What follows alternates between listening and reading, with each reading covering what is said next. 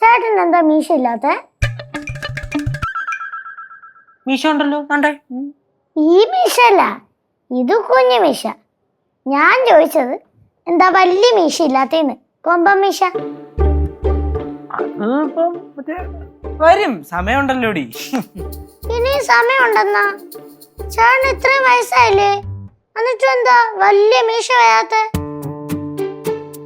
കുഞ്ഞുപപ്പിയുടെ ഒരു ചേട്ടനുണ്ട്, കേശവനേക്കാളും പ്രായം കുറവാ. പക്ഷെ ആ ചേട്ടന്റെ മീശ കാണണം, എന്റെ അമ്മോ.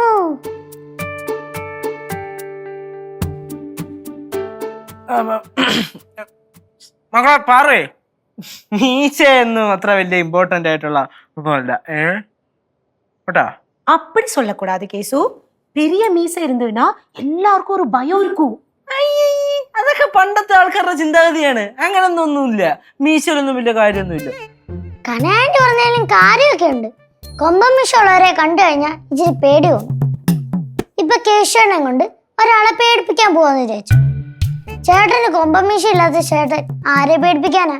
കണ്ടിട്ട് എനിക്ക് പോലും പേടി തോന്നില്ല.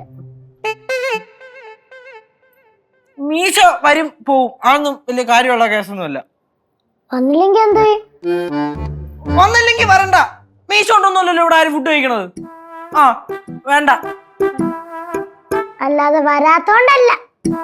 എടി, ഞാൻ ഇത്രയും മതി എന്ന് വെച്ചിട്ടാണ്. പടവെടുത്ത അപ്പൂപ്പന് കൊമ്പൻ മീശ ഉണ്ട്, പിന്നെ നെയ്യാറ്റിങ്കര അപ്പൂപ്പന് കൊമ്പൻ മീശ ഉണ്ട്. പക്ഷെ ചേട്ടന് മാത്രം കൊമ്പൻ മീശ ഇല്ല. கேசு, நீ வருத்தப்படாத கேசு. எங்க ஊர்ல ஒரு எண்ணெய் கிடைக்கும், அது நான் ஆர்டர் பண்ணட்டா? എന്തിനി? மீச வரத்துக்கு. എനിക്കൊന്നും വേണ്ട. ആന്റിയുടെ എണ്ണ ആന്റി കൊണ്ട് ആന്റിയുടെ തലത്തേക്ക്. അല്ല പിന്നെ കൊമ്പൻ മീശ ഉണ്ടോന്നല്ലോ ഇവിടെ ആരും റോക്കറ്റ് വിടുന്നത്. കേശട്ടാ, എന്തടി നല്ല വിഷമമുണ്ടല്ലേ കൊമ്പൻ മീശ ഇല്ലാത്തോണ്ട്? പോച്ചേ, ചുമ്മാ പിള്ളേരുടെ മനസ്സിൽ ഓരോ കാര്യങ്ങൾ കുത്തി നിറച്ചിട്ട് ഞാൻ പറയണില്ല. நான் என்ன பண்ணினேன்? കൗണ്ടർ.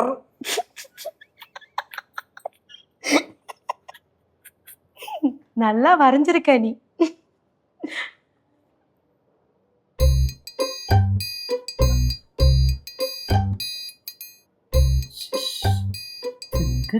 പറഞ്ഞ വരണില്ലല്ലോ.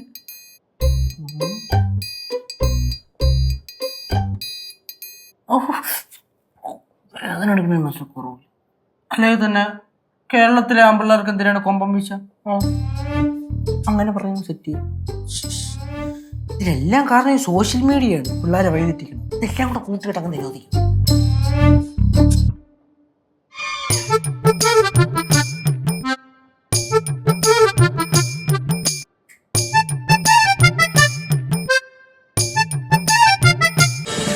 ഫ്ലവേഴ്സ് ഒരുക്കുന്ന കാഴ്ച വസന്തം യൂട്യൂബിൽ പ്രേക്ഷകർക്ക് ലൈവായി കാണാം. ഫ്ലവേഴ്സ് കോമഡിയിൽ ജോയിൻ ചെയ്യൂ, ആസ്വദിക്കൂ.